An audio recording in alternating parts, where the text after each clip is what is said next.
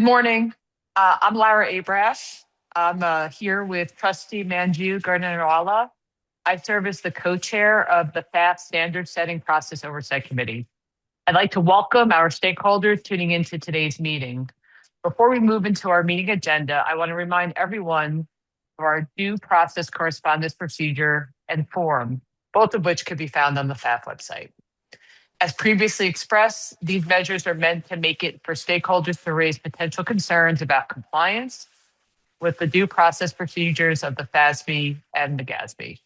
Also, I want to direct our listeners to the agenda and meeting materials for this session. You can find these on the FAF website under Meeting and Events Calendar subsection.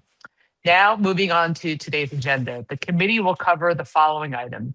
1, the GASB report. 2, the FASB report. 3, the FASB liaison to the PCC report. And 4th, meeting observation report. So let's begin with our first topic, GASB Chair Joel Black. Joel, on to you. Thanks, Lara. Great to see everybody. As always, we appreciate the Oversight Committee's activities, oversight of our processes, and giving me the opportunity to update you on what we have going on. Alan and I will walk through that. I'm going to start on master page 84 with our highlights for the first quarter. And this report really was drafted as of the first quarter, although in our comments, we will talk about some things that have happened since the end of the first quarter, but up until now, as we've had an eventful month or so since the end of the first quarter. The first 2 items of highlights are that we issued 2 exposure drafts during the quarter. Alan's going to cover those as we move through the progress we're making on all our agenda items. I'm going to focus on the second 2 items here because they're almost only discussed on this highlights page. One is annually, our advisory council, the GASAC, prioritizes all of the things that we could be working on at the GASB as far as standard setting goes, and provides us with, in their votes, a ranking of the things they think most highly that we should be working on and prioritizing. And we just did that at the end of March. The GASAC did, so we have that input. I wanted to kind of share it with you, as well as kind of our responses and what we're doing about kind of the top. I cut it off at 7 this time, the top 7 ranked items, which is kind of a lot, but we're paying attention to what our stakeholders are telling us they want us to work on. And so I want to relay that to you all. Their highest ranked item at the end of March was digital assets, so cryptocurrencies, et cetera. That is something that the board has been monitoring. At our last meeting, so it's not really in these materials, but at our last meeting 2 weeks ago, the board did approve moving it from just a monitoring activity to an actual pre-agenda research activity, where we already have our arms around some of what governments are doing as it relates to things like cryptocurrencies and stable coins, but we're going to do some outreach to make sure we have a pretty fulsome idea of what's going on in that space. And then the research will drive towards what are potential standard setting activities, whether that's implementation guidance related to certain issues, or whether we actually need a standard setting project related to certain issues, and maybe some issues that just aren't evolved enough within that space for us to go through standard settings. So the research will be focused on all of that. So we're moving on the GASAC's top rated prioritization item. The second item for them was governmental financial statements, financial reports, governmental funds, not governmental fund financial reporting. This is a topic that they've addressed as high the last couple of years, ever since the board didn't elect to continue with the proposal because they didn't think we achieved our goal in our financial reporting model improvement project that was Statement 103. I continue to believe we need a little bit more time to pass to fresh start that project, since we'd spent so much time and got to a point that really didn't achieve what we wanted, the improvements we intended to there. So I think it's something that's important. I think the board will address it, but I just don't think the time is quite right now. So we likely won't do anything on that, at least this year.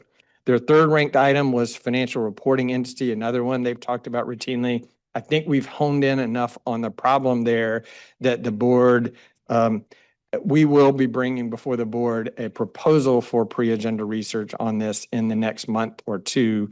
And so I expect the board to at least be voting on whether to add that to our pre-agenda research items.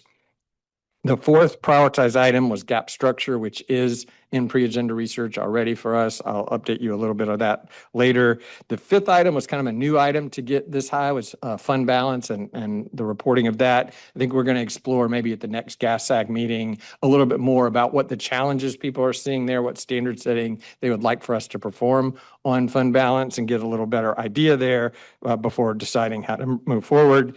Six was pension and OPEB deferred inflows and outflows and proposed research on that.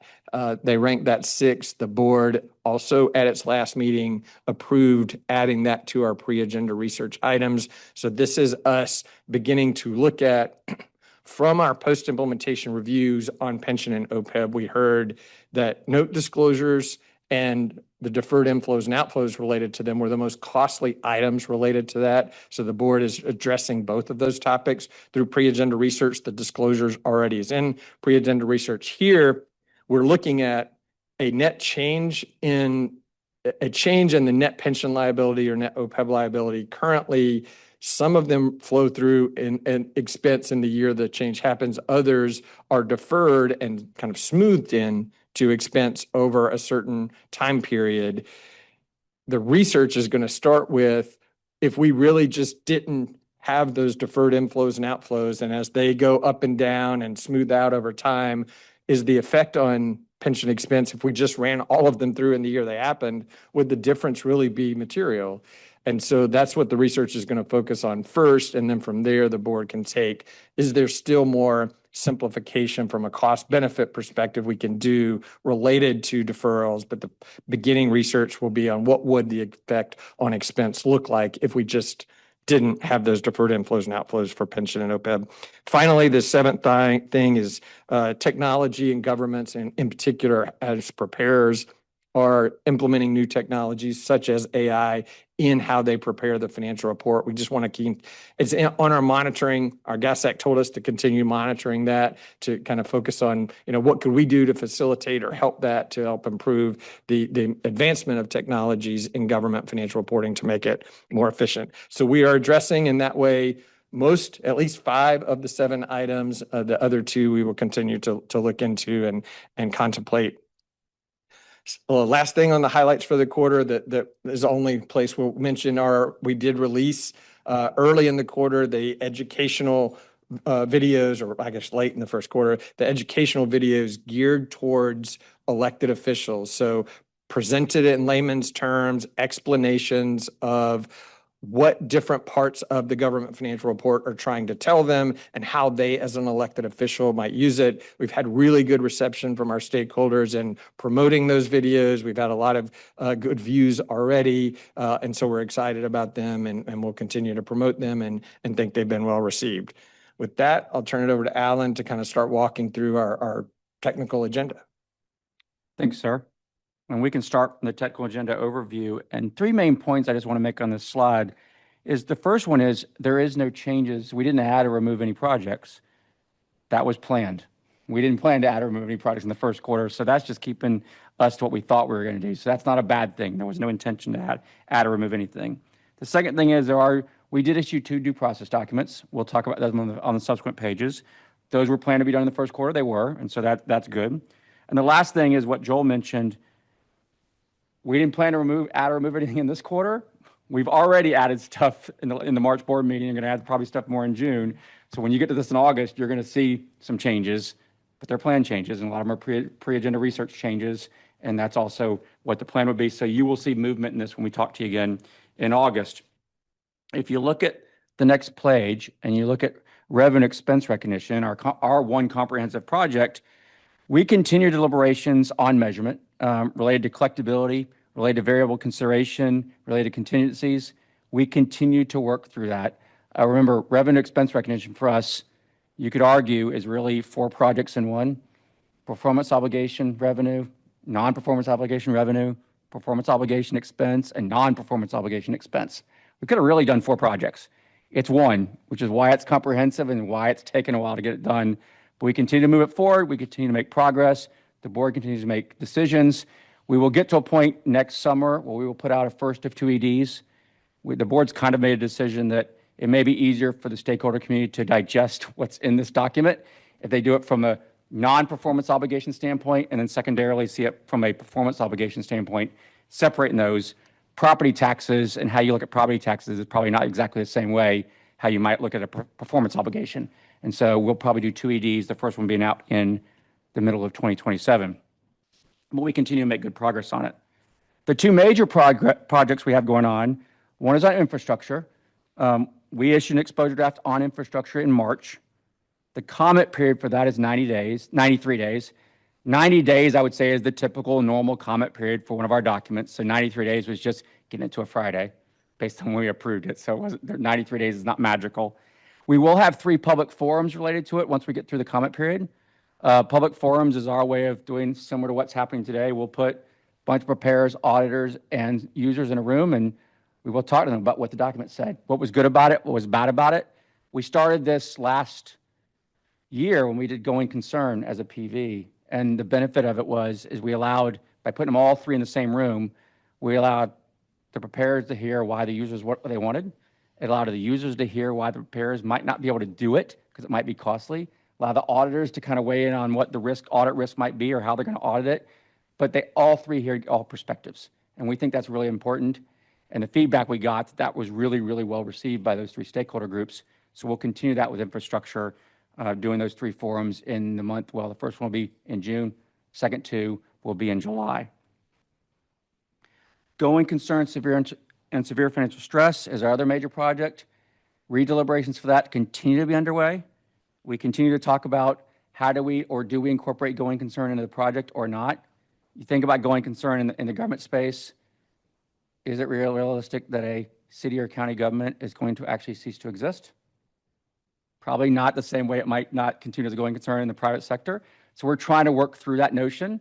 But you can always also see how, and you've probably experienced this, how we might have governments that are in really poor financial condition, but they're going to continue to exist.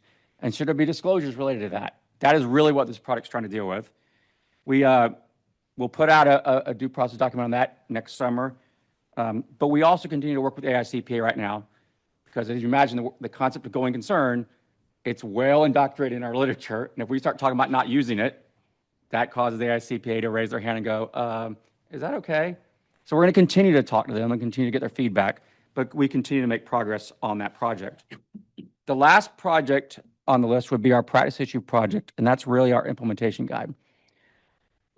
We do implementation guides, those that might not know. They're really our way of doing Q&As in support of standards where we need to clarify some words in a document. It's issued by staff. It's not a board-approved document. It's a board-cleared document, but it's really our way of saying, hey, we wrote a sentence, we wrote some words, we said, hey, put subsidies in non-operating. And the feedback we get is, well, when we define subsidies, but can you give us more information? Can you help us understand what a subsidy really is?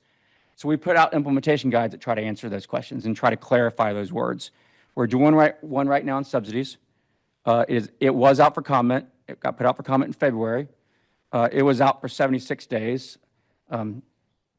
60 would be our normal day on an implementation guide, so this one went a little longer than that. That's okay. We've gotten a lot of really good feedback. We will start redeliberation that in June with the hope of getting that in stakeholders' hands as soon as possible. 103 will be effective right now. It'd really be effective for June 30, 2026 year ends. So obviously, if we're going to put questions out that might clarify the standard, we'd like that to get out as close to June 30 as we can. We'll miss it by a month or so, but remember, we don't have 45-day cycles. We have 6-month cycles, so we're probably still going to be okay from that standpoint. That would be the practice history projects. The last project I'll talk about is what we've called a technology project, and that's just us working on a taxonomy. It is and always planned to be a tool-agnostic taxonomy. It's not meant to be a taxonomy written in a particular language, but it's really, and the more Joel and I have talked about this, the more we think about this, it's really trying to be a tool that you can provide probably to AI agents or in the AI world to understand what is the definition of our reporting structure. And so the AI agent could then take that, ingest it, and then look at an ACFR and be able to translate it into normalized data. But it's not necessarily based in one particular technology. It was never meant to be based in one particular technology the way we've always thought about it. That continues to make progress. We're going to put out a discussion memorandum on that later this summer, and that's really just to provide the community the ability to say, here's where we're going. Here's some decisions we made. What do you think? Do you think we're on the right path? And it's a discussion memorandum literally means the board hasn't necessarily made decisions. This is where the staff thinks we're going, but we also think it's important for us to hear that feedback and see if we're on the right track. That would take you through the active projects, and I think we'll turn it back over, unless you have questions, back over to Joel for the research topics. Any questions? Okay. All right. So I am on master page 91, looking at our pre-agenda research. The first item there listed is cybersecurity risk disclosures. The board did conclude its research in this area and voted at the last meeting, so just a couple of weeks ago, so it wasn't in this report, as to whether or not to undertake a project in this area. And the board elected not to take up a project in this area because while users do want more information about government cybersecurity risks, and cybersecurity risk is a big deal for governments, the board didn't feel like there was a standard setting path forward or that the external financial report is the right place to include items related to that, because either our view was the required disclosure would result in more educational boilerplate information about the risk that users said would not be terribly helpful, or we were creating what we called or termed a cybersecurity risk conflict, disclosure conflict, which is us requiring the government to include information in the financial report that would heighten the risk of a government's that bad actors would have information related to their cybersecurity risk posture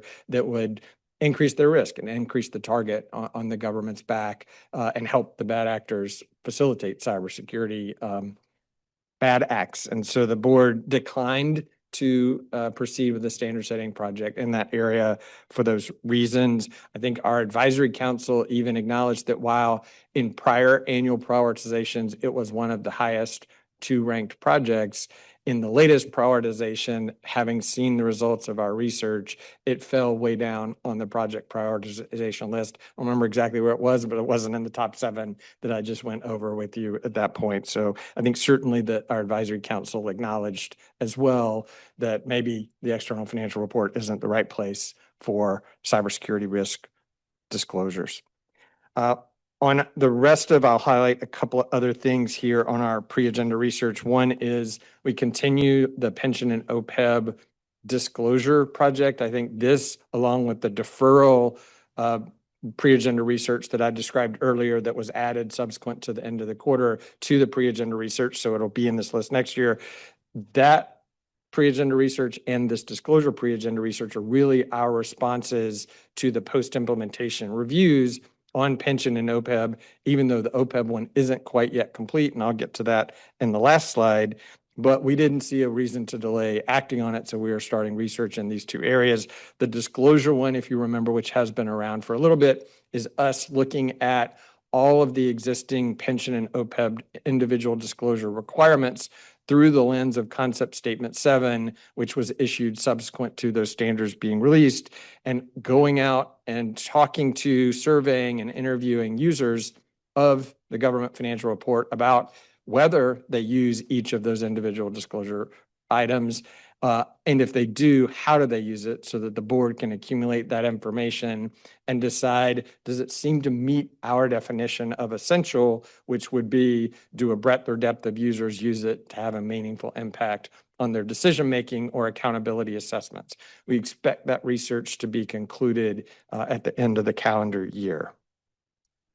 The last one I'll highlight here is our gap structure, which was in that top ranking prioritization by the GASAC. This is us, as a reminder, looking at our dual authoritative guidance of equally authoritative original pronouncements, Statement 101, 102, 103, et cetera, with our codification, which takes those same original pronouncements, smushes them, which is a technical term, together, and presents them topically, much like the FASB does.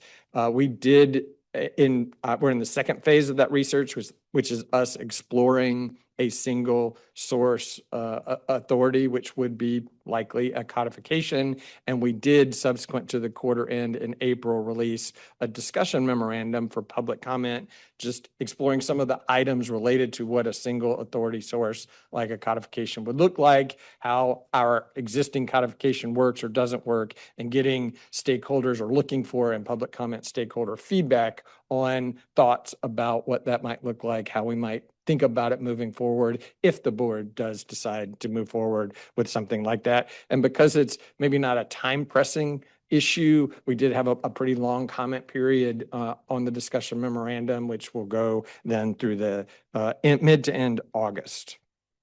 With that, I think that is all the pre-agenda research I'll cover, and I'll conclude on master page 93 with an update on our post-implementation reviews. In particular, the OPEB, post-implementation review, or PIR, was largely complete and finished stage 2 at the end of 2025. So you see that as completed.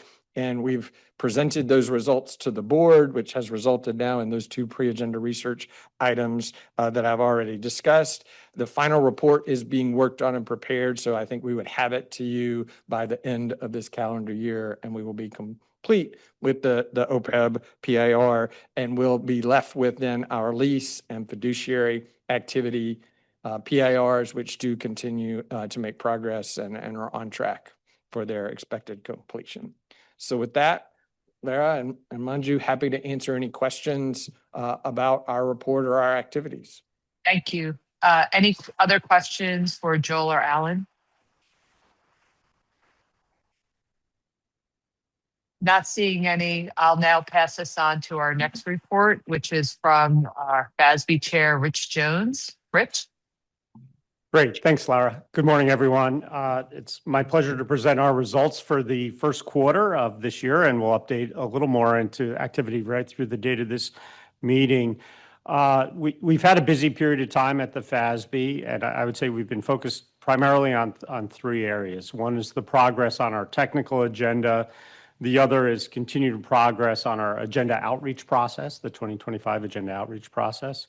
And then the third is the continuing progress on our current expected credit loss model post-implementation reviews. So Jack and I will give you a few more details about those topics today, where we stand and where we think things are going. When you look at our technical agenda during the quarter ended March 31st, 2026, we added 5 projects to our technical agenda. They included an issue referred to us by the EITF, accounting for market return cash balance plans. And I think this is another example how we're benefiting from bringing together that very talented group. Hillary Salo's kind enough to chair that group for us. And they've really, while we've had the EITF for many years, I would say it's really been re-energized over the last couple of years. I think we've made some structural changes, gave them control of their agenda. And they are doing just what we had hoped, which is identifying emerging issues on a timely basis and bringing those to our board as suggested agenda topics with proposed solutions. And we are really benefiting from that. So I think this is another example. But other items we added to our agenda during the quarter included definition of common control, the accounting for commodities. It wouldn't be a quarter without a hedge accounting topic, so we have another hedge accounting topic. And then finally, issuers' determination of classification of debt versus equity based on some really complicated terms in some of these instruments. But we didn't stop there. After the quarter end, we also added topics to our technical agenda related to the accounting for transferable tax credits. And we also spent some time in the investment company space and added a project related to contractual sale restrictions on equity securities and whether or not those should affect the valuation of those equity securities in funds where fair value is the primary means for accounting and also for entering into and out of those funds. And then the final area that we added a project on was disclosures related to private credit funds. It's something that's certainly been focused on a lot. You can read the news about private credit quite a bit. What we're really focused on there is understanding the differences in disclosure needs and transparency related to a loan accounted for at fair value versus a loan that's accounted for on an amortized cost basis. So stay tuned. We'll be able to update you on those projects as the year progresses. But with that, and as you can tell, there's a lot of work there. Our staff's been doing a tremendous job. Our board's been very busy, but a lot of the credit goes to Jack. So let me turn it over to Jack, who can talk to you a little more about some of our activities. Jack? First of all, I would say a lot of credit goes to my team. They've been doing a tremendous job, and I think over the next few slides, you'll really see how they're, working away. So this first slide, master slide 97, lists out all the recent due process documents the board has voted out. At the top, paid in kind dividends has recently been issued, 2026-01. Environmental credits, this is the last time I'm going to tell you this thing is coming out. But it is on its way out the door too. All right. The next bullet talks about items that the board has voted out, and we expect to issue an exposure draft. This quarter, we expect to issue a exposure draft on the market return cash balance plans. As we talked, that just got added to the agenda and it's moving its way through. And then 3 other exposure drafts are been voted out and are expected out in the third quarter. First of all, cash equivalents, which just got added and decided upon. We talked about that earlier. And I already have the draft. It's made its way to me already, and we're working to move that ED along. All right. And then we have codification improvements and targeted improvements, which are in our fatal flaw review process. We turn to the next page on master page 98. This is a roll forward of all our other projects that we've presented in the past. I guess the notable thing here is it reflects on the research projects the addition of an item that I think is going to be kind of a standing issue, and that is on emerging issues. And as a consequence of research that we've already done, we've added 2 projects from that, one on private credit disclosures and another one on restrictions of how restrictions interact with fair value. We also are doing research on the NAV practical expedient. So I'm going to talk a little bit about the agenda consultation. Sure. So on the following slide, slide 99, you'll see an update on our agenda consultation. We do call it the 2025 agenda consultation because that's the year we started it, recognizing we're in 26. Our plan is to finish it in 2026. As I've talked to the committee before, our staff is spending a lot of time here. We had great input from stakeholders, and this is really our upholding our end of the bargain. They gave us great input. We're considering it thoughtfully. Our staff's doing additional outreach, bringing it back to the board. I would tell you we're about halfway done. Our goal is still to wrap this up sometime this fall. That's still our goal, and I will tell you that is an aggressive goal. We want to make sure that we give full due consideration to each of these issues, get as much information as necessary for our board to make informed decisions. But also we're cognizant that people took the time to raise these issues to our attention, and they also deserve a timely response to raising those to our attention. So it's a balance there. I'll let you know if that slips a little bit, but we are still targeting the fall of this year as moving forward. With that, I thought maybe Jack could give you a little more details on some of the projects we've added and some of the projects we didn't add. So this is where the picture tells 1,000 words about all the efforts. Like Rich mentioned, we've been through 21 topics through the end of March. We're about halfway done now.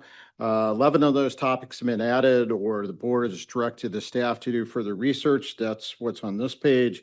The green is already added. Yellow is further research. Subsequent to March 31st, the board has also added non-refundable tax credits, the investment question around the contractual restrictions and how that interacts with fair value, private credit disclosures that I mentioned earlier, and also another topic on hedging, a medium-term project, PLM for liability. So really working through those. If we go to the next page, master page 101, these are the 10 that were not added.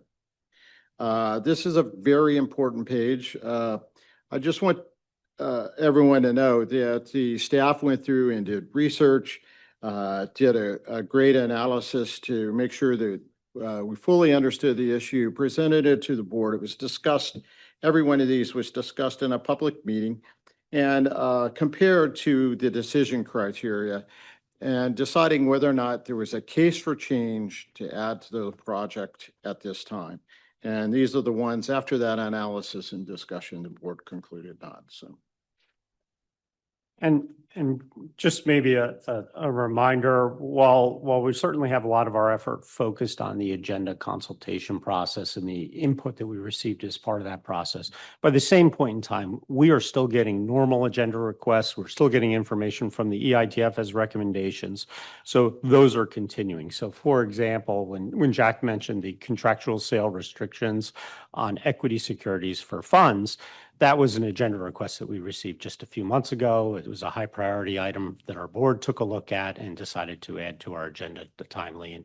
And so I do want to mention that it's not solely focused on that one-time agenda consultation approach. It is our recurring process with that really buffeting it and adding more information to it. The final item I wanted to talk about a little bit was our post-implementation review of the current expected credit loss standard. So this is the final post-implementation review that we have in progress. Doesn't mean it'll be the final forever, but it's the final that we have on our agenda right now. We had previously completed over the last 3 years, the revenue recognition post-implementation review, the leasing post-implementation review, and now we're on the current expected credit loss model. We do the post-implementation review for two purposes. One is really to understand the standard, the decision-making that the board made in arriving at that standard and how consistent the later outcome is with that cost-benefit analysis that the board performed. Was it consistent with what they expected? It also gives us an opportunity to identify, though, if there's needed change to standards. And that's why it's so important that this post-implementation reviews begin right after a standard is issued. While we're always monitoring our standards, I would say this is a little additional level of scrutiny and transparency around that process. And no different than other standards. This is an example where during that process, we identified changes that needed to be made, and our board has continuously made changes based upon our cost-benefit analysis as we look through it. We are planning to attempt to wrap up the post-implementation review of this standard by the end of the year. That's our plan. That's where we are right now. We had a roundtable just last week where we invited stakeholders to come in and share their perspectives. And we were very fortunate to get great uptake from our stakeholders. We had preparers there, we had investors there, we had some regulators there, because the bank regulators do use GAAP as a starting point for their regulatory initiatives. So they came and shared some of their perspectives. So it was a great chance for us to hear from them as an entire board and for them to share perspectives amongst each other, because they weren't necessarily all in agreement. So a great opportunity. But that's not the only input we get. We have extensive outreach that's going on with all of our stakeholder groups. It's been going on over the years. We will be summarizing that in our final report. And our hope, again, is to issue that by the end of the year. But we'll be back to the trustees to go through that report in draft form to summarize what we've heard and what we were concluding before that time. So with that, Lara, Manju, that would conclude our report for the quarter. And I'm happy to take any questions. Well, and any questions for Rich or for Jack? Lara, I have a question. Okay, go ahead, Manju. So to Jack and Rich, you talked about your agenda consultation and how the board has started to take up, a very comprehensive initiative approach you've taken to decide on your future agenda. And you're now taking actions on suggestions that you received. As you mentioned, Jack, the board considered 21 items, adopted 11, and didn't adopt 10, something like that. My question is just trying to understand the process. The 10 that were not adopted, Obviously, they were important to whoever that group was that suggested, recommended those. Is there any, does the process allow for them, do they know by this point in time that those topics that they suggested were not adopted in this go-around by the board? Is there any, leeway in the process for them to come back to you and appeal to the board why it should consider adding it to the agenda? Sure. That's my question. No, good question, Manju. So first off, we're certainly transparent to the extent someone's raised an issue. Our staff has ongoing engagement with them as part of researching the issue. So that's one piece of it. The other is our board goes through our agenda criteria, and they are judgmental, right? It's, and ultimately I might summarize it as what's the case for change, and are we better off with this changing or without it changing? There's a prioritization piece there. I will tell you, we haven't declined projects because we don't have the capacity to do them. And I think that's important to note. I think everything that we've added, we believe we can take on, and we're going to continue to go through our agenda consultation process, knowing that we have the ability to address more things if needed. It might affect our timing slightly, but more things if needed. While we summarize this listing here, just so you know, it doesn't necessarily mean that it was all 7 board members thought we shouldn't take it on. We have differing views, we have differing perspectives, and I think that's one of the benefits we have of a board of 7 people with different experiences and different perspectives. As far as would we take it on again,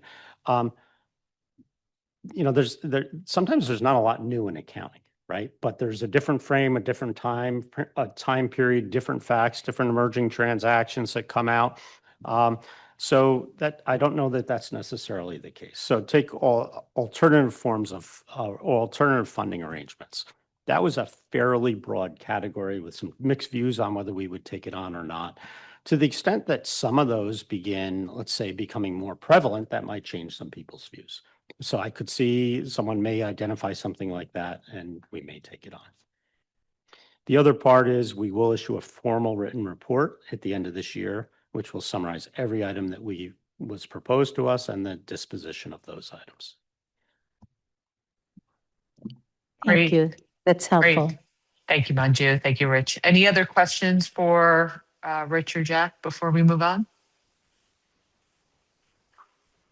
Okay. Why don't we move on? Thank you again, Rich and Jack. Our next item is around the FASB, or from the FASB liaison to the PCC, Sue Cosper. Sue? Thanks, and good morning. Our last PCC meeting was held on March 3rd.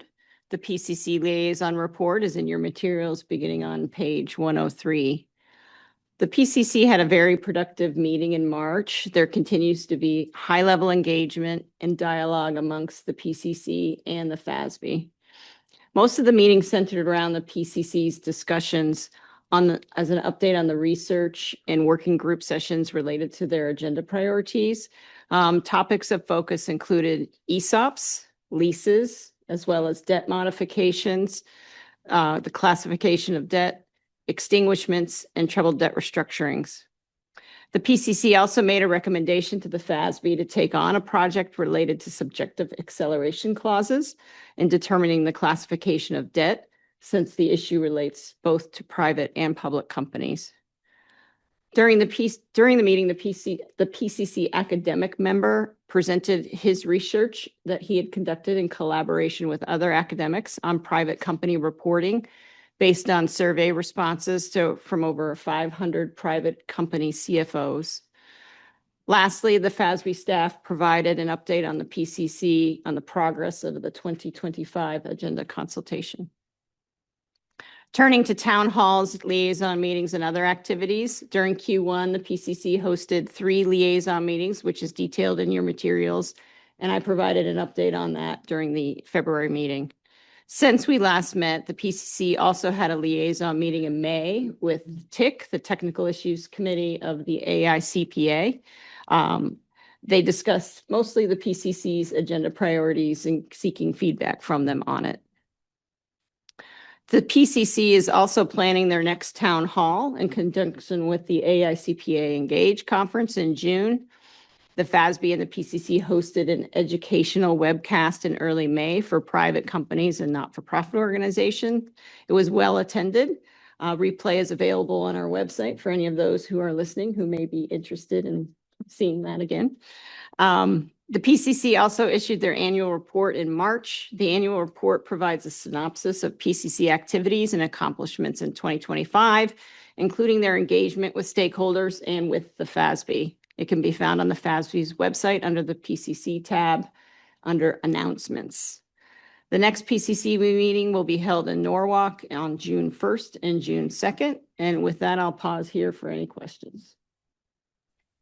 Great. Thank you, Sue. Any questions for Sue?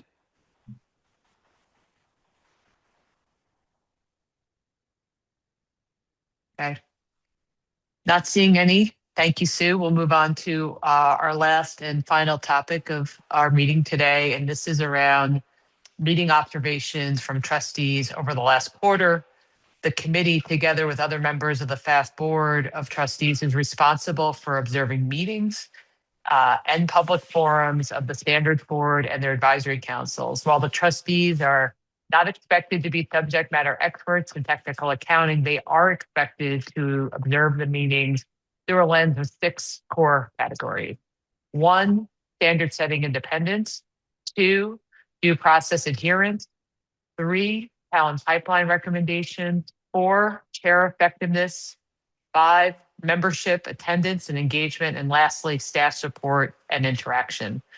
As of May 8th, 2026, 8 trustees observed 8 meetings, including at least one of the FASB, GASB, FASAC, GASAC, and PCC meetings.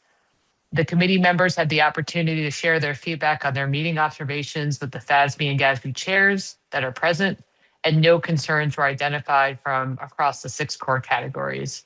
I'd like to now open it up with an opportunity for those who observed these meetings to share any feedback that they provided. Maybe I'll just even start by calling on you, Manju, since you observed several meetings. Thank you, Lara. So I had the opportunity to observe I think it was like mid-March, 3 meetings in succession, GASAC, GASB, and FASB. I found it very helpful to first attend the GASAC meeting and hear that large group have a discussion about various topics, and found the members to be very engaged, including the new members who had been appointed. So that was impressive that a brand new member attending the meeting for the first time had come in prepared and making observations at the committee meeting. And after 2.5 days of GASAC meeting, then GASB met the following day. So one of the things I wanted to observe was how was GASB incorporating the GASAC committee input into its deliberations of various topics that were on its agenda. And I was very pleased to, in their discussion, most members, as they talked about their view on the topic that was being discussed, would then refer to, and we heard GASB, GASAC, say X, Y, or Z about this topic. So that just showed to me that was front and center in GASB board members' minds of the input they were receiving, and that they were addressing those, either saying they agreed with it, or if they didn't, why they didn't think it was important. And I also attended FASB meeting where they had an interesting discussion about the agenda, technical agenda, and what was going to go. I attended one of the meeting where the 21 topics were discussed. Was interesting, and again, every member was participating. So in my observation, all members complied with the 6 core categories that we are supposed to look for in our observations. Thank you, Lara. That's it. Thank you, Manju. Would any of the other board members like to share any color from the meetings they observed? Maybe I'll join in. So I attended 2 meetings, the FASB meeting on April 15th, chaired by Rich, and then the GASB on May 5th. I would say both of those meetings, I was very impressed with, firstly, how well prepared everybody was. Almost everyone was present in person, and if they were present on Zoom, they were very, very present. And I thought in both cases, the chairs did a very good job of making sure all points of view were heard. Any differences were really aired and discussed at length. And I think the format for the FASB of identifying an issue, presenting choices, discussing each choice, making a decision, it was very, very effective. So in my opinion, 2 very effective meetings and well judged on all those 6 criteria. Great. Thank you so much. Okay, I'm going to move us on from this section. We have 8 more trustees signed up to observe 11 meetings through August 6th of 2026. The committee looks forward to their continued engagement with the standards boards and their advisory councils and remains committed to its oversight responsibilities in that regard. And with that, we have now reached the end of our public session for the FASB Standard Setting Process Oversight Committee.